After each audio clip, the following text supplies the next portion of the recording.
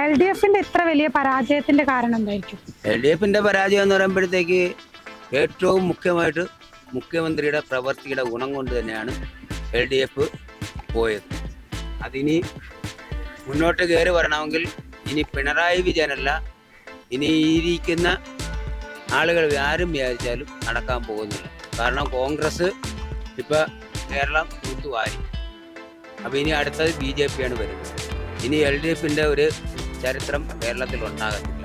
അത് തൂത്തു മായിച്ചു, കേരള ജനതകൾ തൂത്തു മായിച്ചു.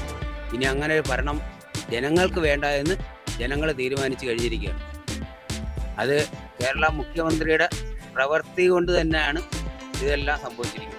L D എഫിൻ്റെ വൻപ് ഇവിടുത്തെ ഭരണത്തിൻ്റെ പാർലമെൻ്റ് അല്ലേ, നിയമസഭയിലും പഞ്ചായത്ത് തെരഞ്ഞെടുപ്പ് വരട്ടെ, നല്ല നിയമസഭയിലെ നമുക്ക് പറയാൻ പറ്റുള്ളൂ. രാജ്യവ്യാപകമായിട്ടുള്ള പാർലമെൻറ്റ് ഇലക്ഷനാണ് നടന്നേക്കുന്നത്. അത് സ്റ്റേറ്റ് ഗവൺമെൻറ്റിനെ ബാധിക്കേണ്ട കാര്യമില്ല. ഇന്ത്യ ആര് ഭരിക്കണം എന്ന് തീരുമാനിക്കുന്ന ഇലക്ഷനാണ്. അത് ഈ എൽ ഡി എഫിന് ഒരു സീറ്റ് ഉണ്ടായിരുന്നു, ഒരു സീറ്റ് നിലനിർത്തി, അത് വേറെ വിഷയം. 2 സീറ്റോ 3 സീറ്റ് കിട്ടേണ്ടതാണ്. പക്ഷേ അത് BJP കോൺഗ്രസും കൂടെ കുറേ അലൈൻമെൻ്റ് ഉണ്ട്. അതിൻ്റെ ഭാഗമായിട്ട് എൽ ഡി എഫിനെ തോപ്പിച്ചു, അത്രേ ഉള്ളൂ. അത് മറ്റേ ഗോവിന്ദൻ പറഞ്ഞല്ലോ, കഴിഞ്ഞ പ്രാവശ്യം ഒരെണ്ണം കിട്ടി, അതിപ്പോൾ ഒരെണ്ണം ഈ പ്രാവശ്യം കിട്ടി. പുള്ളിക്കാരൻ പറഞ്ഞ ചാനലായിട്ടോട് കഴിഞ്ഞ പ്രാവശ്യം നമുക്ക് ഒരെണ്ണം കിട്ടി, ഈ പ്രാവശ്യം ഒരെണ്ണം കിട്ടി. എന്ന് പറയാനാണെന്ന് അടുത്ത നിയമസഭാ ഇലക്ഷന് വീണ്ടും ഭരണത്തിൽ വരികയായിരിക്കും. അതൊന്നും പറയാൻ പറ്റില്ല. അതെങ്ങനെയാണെന്നൊന്നും ജനങ്ങളെ മനസ്സാണല്ലോ, അതെങ്ങനെയാണ് മാറണമെന്നൊന്നും പറയാൻ പറ്റില്ല. അത് നമ്മൾ നല്ലത് ചെയ്യണുണ്ട, ജനങ്ങൾ അതിന് നിൽക്കും. കാരണം സുരേഷ് ഗോപിൻ്റെ കാര്യം തന്നെ, പുള്ളി അവിടെ കിടന്ന് കുറേ ബുദ്ധിമുട്ടി, അതിൻ്റെ പേരിലാണ് പുള്ളിക്ക് അത് കിട്ടിയത്. അല്ലെങ്കിൽ അവർക്ക് അവിടെ സീറ്റൊന്നും ഇല്ലല്ലോ. BJPക്ക് തൃശ്ശൂർ സീറ്റൊന്നുമില്ല, രണ്ടും വീട് കിട്ടിയില്ല. പുള്ളിക്കാരൻ അവിടെ കിടന്ന് ശരിക്കും ബുദ്ധിമുട്ടി, ശരിക്കും എൻ്റെ വലിയ കൊടുത്താണ് ജനം. അത് പുള്ളി തന്നെ പറഞ്ഞു. ഈ എൽ ഡി എഫിന് പിഴച്ചത് എവിടെയാണ്? എൽ ഡി എഫിന് ഈ ലോകസഭയ്ക്ക് പഴിച്ചിട്ടില്ല.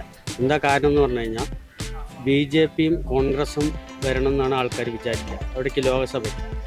കേരളത്തിലൊരു ഇലക്ഷൻ ആണെന്നുണ്ടെങ്കിൽ, നിയമസഭയാണെങ്കിൽ തീർച്ചയായിട്ടും എൽ ഡി എഫ് ആണല്ലോ വരുന്നത്. ഇപ്പോൾ രണ്ടാമത്തെ ഭരണമല്ല ഭരിച്ചുകൊണ്ടിരിക്കുന്നത്, അതിന് മാറ്റമൊന്നുമില്ല. ഇത് ലോകസഭയ്ക്ക് സാധാരണ എൽ ഡി എഫിന് കിട്ടാറില്ല. 1 സീറ്റ് 2 സീറ്റ് അങ്ങനെയല്ലേ പോകാറ്. കഴിഞ്ഞ പ്രാവശ്യം 1 സീറ്റ് തന്നെ ആയിരുന്നു. അത് ഇപ്രാവശ്യം ആലത്തൂർ തിരിച്ചു പിടിച്ചു. 1.5 ലക്ഷം വോട്ടിന് രമ്യ ഹരിദാസ് അവിടെ ജയിച്ചു കഴിഞ്ഞതിന്. അപ്പോൾ ഇപ്രാവശ്യം അത് എൽ ഡി എഫിന് തിരിച്ചു കിട്ടി ആ 1 സീറ്റ്. എൽ ഡി എഫിന് ഇതിൽ പഴിച്ചിട്ടുമില്ല, ലാഭവുമില്ല, നഷ്ടവുമില്ല. എന്താ കാരണം എന്ന് പറഞ്ഞു കഴിഞ്ഞാൽ ലോകസഭയ്ക്ക് എപ്പോഴും മറ്റേ കോൺഗ്രസും BJP തന്നെയല്ലേ അവിടെ പോകാറുള്ളൂ.